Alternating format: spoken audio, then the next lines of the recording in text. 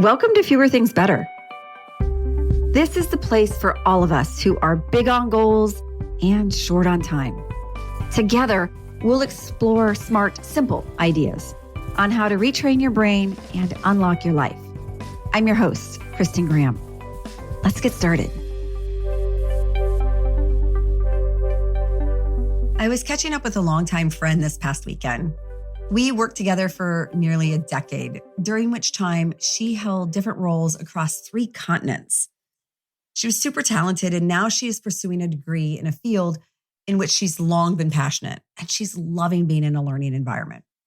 She's also looking for professional opportunities and was telling me about how she's applied to many, many roles and isn't getting anywhere. "What's wrong with me?" she said. The challenge for her in this case is that she's ascribing her personal value to being selected for current positions. Value, by its very nature, belongs to us. It got me thinking about the difference between value and worth, and why it's easy for us to question both when we don't see signals that match our intrinsic settings and extrinsic aspirations. The essence of value encompasses what we consider to be significant and important, whereas worth is a broad reflection of current costs or market conditions. Both range frequently and aren't set to a universal template since there are so many variables. However, worth often can be aligned to changes in supply and demand, such as when gas or grocery prices swell due to geographic or economic elements. I may not value a carton of eggs at the price they are currently worth, so I make different decisions until the worth adjusts back to my desired value range. But back to the case of my friend, it's human nature to seek validation in our skills, services, and self based on whatever market in front of us is saying those things are worth. Sometimes those elements intersect, but oftentimes we are navigating a nebulous ecosystem. The bottom line on top of this episode is that if we aren't clear on our value, we're likely to believe what other sources say we are worth. I've seen this many times in my corporate career when I oversaw hundreds of offers to candidates. And I've seen it personally as a speaker and entrepreneur.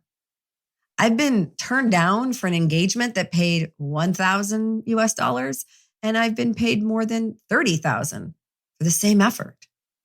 Same me, different worths. Sure, it's fun to feel as we're getting as much as or more than what something is worth, but part of that is tied to elements out of our control. This is something I first learned back in the late 1990s. I was working at a publishing company that produced magazines tied to pop culture. I was assigned to run a monthly publication all about the Beanie Baby craze. Remember that? I knew very little about this space and soon was getting educated about the wide world of collectibles. From plush toys to trading cards to Pez dispensers, there were buyers and sellers across the spectrum. I sat in meetings with tycoons and also wandered around international exhibit halls, all the while watching the economy of emotions as deals were made. "I don't get it," I said one day to my publisher. "I can't seem to figure out how the vendors are determining what each thing is worth." "It's not a determination," he said. "It's simply a starting point. It all comes down to what something is worth to someone else." Oh, worth here was based on how much it was valued by someone. With this perspective, I saw the exchanges in a different light.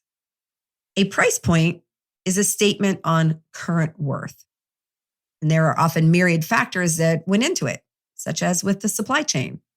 Or it could merely be a starting point for a conversation between potential buyers and sellers. Let's come back to intrinsic value and worth. as a purveyor of our personal interests, how intentional are we with our own starting price? We may say our time is valuable, for instance, but do our actions back it up? How much time do we donate to others or simply neglect to put a value on in the first place? Other people aren't going to buy what you're not even selling. And be careful who holds the pin up to your price tag. Different opportunities will vary with compensation, but that is a decision in which you have an active role, or at least should have full awareness. A true opportunity is when you trade your time and talent for a designated outcome. That's what it's worth for what's being asked and given. Make sure you know the formula going into the calculator. If any part of the calculation is withheld from you, then it's your value up for sale as much as your time. Professional boxer Bernard Hopkins said it this way: if you don't know your own value, somebody will tell you your value, and it'll be less than your worth. There isn't a financial formula for how you should transform what you value into what you're worth. But the world is busy telling us all the ways we can do more, get more by following some other recipe.